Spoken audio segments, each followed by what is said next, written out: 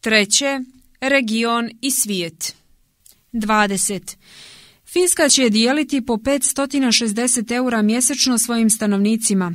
Tanjug, 20. septembar. Za 2000 Finaca država iduće godine sprema ostvarenje utopije. Dobijat će novac svakog mjeseca bez ikakvih obaveza, pa čak neće morati ni da traže posao. Riječ je o eksperimentalnom uvođenju takozvanog osnovnog univerzalnog dohotka.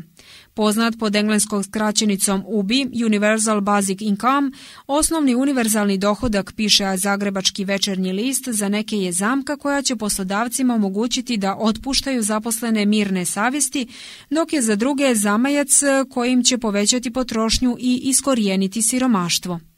U svakom slučaju, utopijski san u kome niko nije na ulici, nije gladan, ne nosi krpe i svakog mjeseca ima siguran prihod za koji ne mora da ispuni nikakve uslove, širi se i u drugim zemljama i eksperimentalno isprobava u nekim mjestima u Holandiji i Kanadi, a o tome se raspravlja i na Novom Zelandu.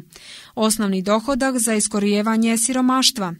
O ideji uvođenja osnovnog dohotka za svakog već se decenijama raspravlja i ističe kako bi se time iskorijenilo siromaštvo u zemljama u kojima hrane i odjeće, pa i stanova zapravo ima i previše, pa se čini izopačenim to što mnogi trpe tešku oskudicu.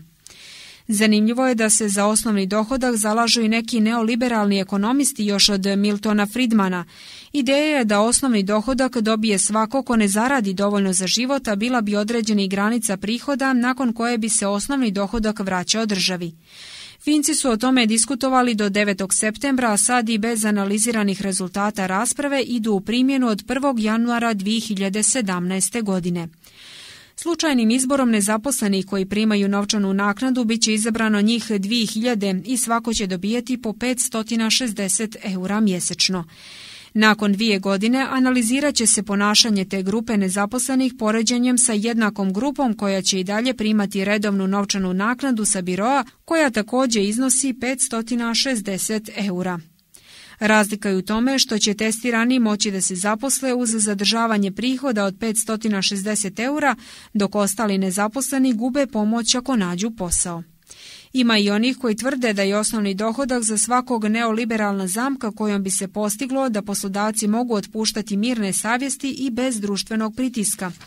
Tako bi mogli da zadrže samo najmanji broj zaposlenih koji bi onda i sam radio pod teretom prijetnje da će završiti na osnovnom dohotku koji vjerovatno neće biti dovoljan za život srednje klase koji bi uključivao automobil, godišnje odmore i školovanje djece. U Švajcarskoj je narod na referendumu u junu većinom od 77% odbio uvođenje osnovnog dohotka, no inicijatori su zadovoljni što se o tom pitanju u konzervativnoj Švajcarskoj uopšte ozbiljno razgovaralo. Tamo su ambicije bile previsoke, predlagali su čak 2500 švajcarskih franaka mjesečno.